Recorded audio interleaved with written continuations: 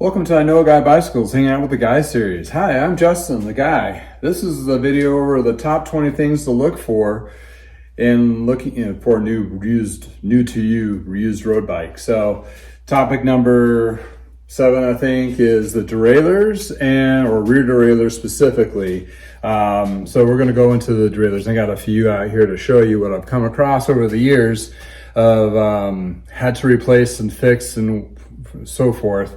So yeah, looking at a derailleur, what derailleur is the rear derailleur actually aids the chain to go up and down the teeth of the cogs in the back.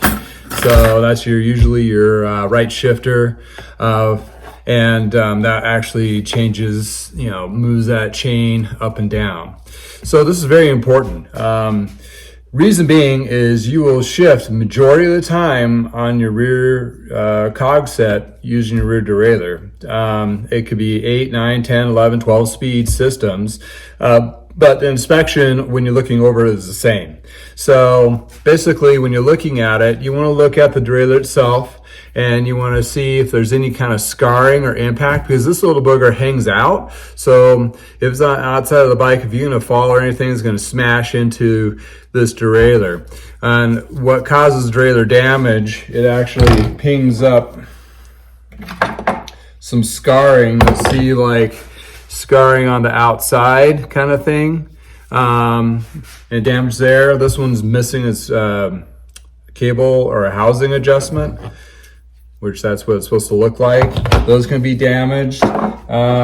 Also the actual hanger itself. This one's tape stuff blue when it's damaged, so I don't accidentally reuse it. But this has the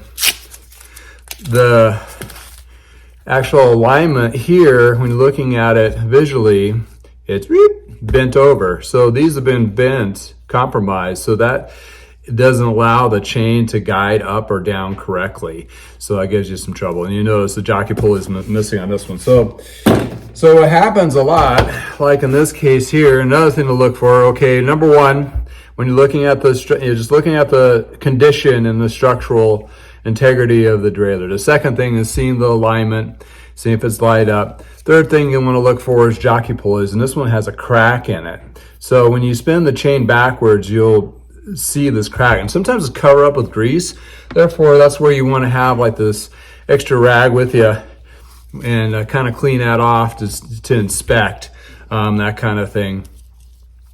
Another thing to look for is the cable going into the derailleur. See how all the bits are connected correctly. If this has a frayed cable on it and that kind of thing, that's, the cable might need to be replaced. So that's another thing to consider on that as well. If you really want to get down and dirty with it, is like you got the part number, which is based on the inside plate here. You can just Google that up with your phone and see and make sure it's the right matching derailleur. Speed wise, like, this is an 8 speed or a 9 speed or a 10 speed. You want to kind of confirm that if you really have the time to do that. Sometimes, it's really hard to do those details, but, just for example, I don't know how many of these I've done in the last year, cracked. Another thing we want to look for too is the jockey pulley itself shouldn't have shark teeth, like like you're not wanting to see on your teeth of your chain rings as well. So shark teeth is when it wears out, and you want kind of a circular motion and a flat portion to it, and that helps to guide the chain up and down. So if it's shark tooth like this means you're going to have to replace it. The jockey pulleys themselves are not too terribly expensive, $15-20 fix. These boogers though, if they're damaged and compromised, like scratched, bent or whatever, you're looking at between $50 to $100 on up for those. And that's if you can find a vintage match.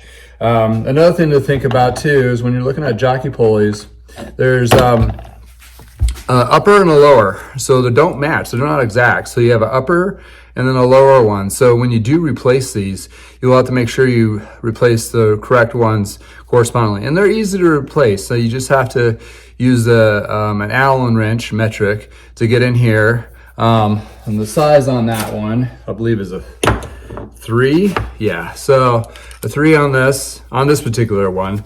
Some of them may vary a little bit. Like another video I showed you, they kind of rigged it with a different bolt and nut because they lost the piece here. So I had to replace the plate. But yeah, you can, make sure you do this in an area where if the bolts do drop or the spaces drop, it's not onto the floor, it's over the counter. So you're not digging around looking for all those parts. So yeah, I mean, there's various ones. The upper end ones are kind of cool because they'll have like a sealed bearing in there. So you can always do a little upgrade. And there's a whole bunch of school of thought of upgrading your jockey pulleys. It goes crazy. I mean, there's some, they're different designs. They're supposed to be smoother. There's a lot of marketing to it. But really you just want if they're damaged or worn out, you want to replace them. That's where the basics is.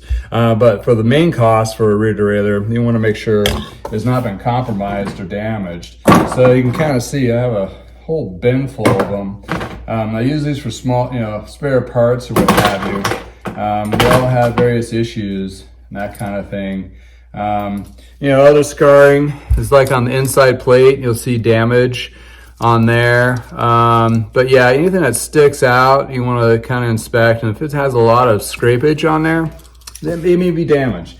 And you're talking about 8 pins holding this derailleur to go in and out. So you got 4 on top and 4 underneath. And if any of these are burred up or boogered, it's not going to do its function as correctly. And there's supposed to be some tension to it as well. Also, one of them has missing tension thing, so it just flipped over kind of thing. Actually, I think I have that one, which is this guy here, which, flips all the way through, which is supposed to stop, but it goes up like this when you take it off. So, there's a lot of things that can go wrong with them. Not to be, totally afraid of, oh my goodness, the rear derailleur, I gotta inspect it. But you want it to, kind of be mindful. You want it to be clean, free of scarring. Check those jockey pulleys because I always get nailed with those. That gives you a leverage piece when you're like, okay, I'm gonna have to replace these. Most of the people don't even know they're damaged on their own bike, so don't guilt them into it. But it'd be like, point it out, like, hey, your derailleur has been damaged or is missing jockey pulleys. I'm gonna have to put some money into it. Can you go down on the price a little bit? To offset those things. But that's one of those deals that, just when you go into it and you dive in, it could be something that's a quick fix, like a jockey pulley, or is not shifting right, and you're like, man, I got to replace this, or I got to replace the whole derailleur. So it can get tricky pretty quick. But going over, and it's kind of, you have to do it on the bike when you're inspecting it. So yeah, you have to get down in there and grab a rag. And when I'm talking about going backwards, you just pedal backwards like so. But when you're getting down to inspect it, kind of look at the jockey pulley here if you need to scrape some of that grease off to see it, yes. And you want to check make sure it has tension on it, it flexes, look for any scarring, look for any of the, cable housing, cable looks good. You can wipe it down a little bit and see if there's anything that kind of sticks out and it looks abnormal. So, it's hard to have an eye with it without having too much experience, but a lot of it is common sense. You want to make sure the scarring is minimal, and it looks pretty clean, and also those pulleys are intact and not sharp toothed out, that kind of thing. If it's one of those things where you can't shift it and whatever, or you can't even test ride it, that's where I'd be like, well, this is not a bike that I'm going to have to be able to ride right away. Something I'm going to have to either work on myself or take it to the shop. And if you keep that in perspective, the bike might be just for spare parts, So, be price conscientious. It may sound like a hot deal. It might be a case where the person's really upselling it, but keep in mind, they no longer want this. So it could be they're legit and they're, you know, yeah, we took care of it and what have you, or they're just doing anything they can to make it go away for the highest price. You know, that might be the case. You know, I've had a couple of those dealings where hindsight's like, this thing was not tuned.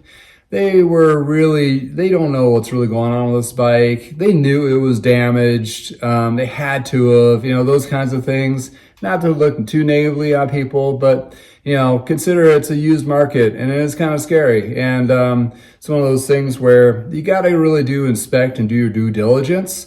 Because it's going to cost you on the other end. And it's cost me on the other end, but I've kind of already taken those costs in a volume sense.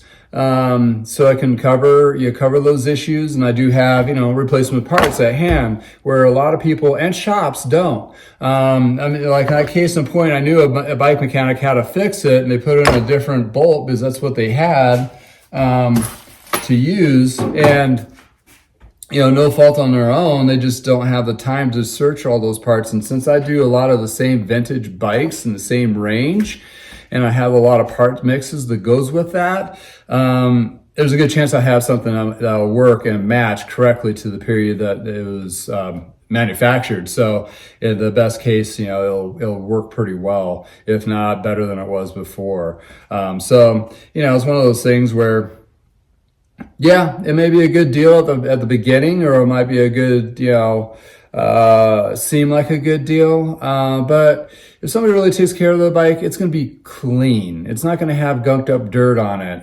You go for a test, you go to the bike and you can't shift it, or, you know, the cables are all frayed or blown out, or the derailleurs all look scuffed up, or what have you.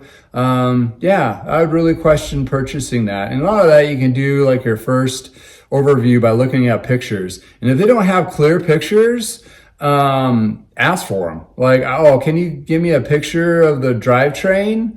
Or, you know, it's like, if they're like, what's that? You know, like, okay, that's a questionable situation, but yeah, it's ask a lot of questions beforehand. Like, are you the original owner? How long have you had it? How many miles have you put on it? When was the last time it's been tuned? Do you have it tuned, you know, yearly? When's the last time you changed the chain, cassette, and those maintenance issues? And if they don't really have an answer, like, oh, they may have just had this bike in their basement, and then it could be a gym, or it could be a nightmare. So, yeah, here's like, number 7 on the list to check. Check your rear derailleur, because it can get kind of expensive. And you can see usually it's like if you see one problem, you see another.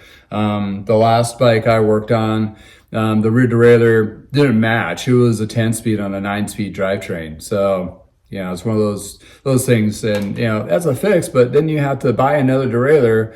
Then you need to sell the old one if it's still in good condition. And that's an extra hassle you don't need to deal with, especially on an independent level. So anyway, hopefully you got some tidbits out of how to inspect a rear derailleur, and, you know, don't find yourself with a bucket full of them like I do. If you like these videos, subscribe to my YouTube channel, go to my Facebook page, like me there, or follow me, or you can go to my website and throw down your email for newsletters. I do send out tips and tricks kind of thing, as well as new product that I bring to the market. So anywho, well, thank you for your time and have a wonderful day. Thank you.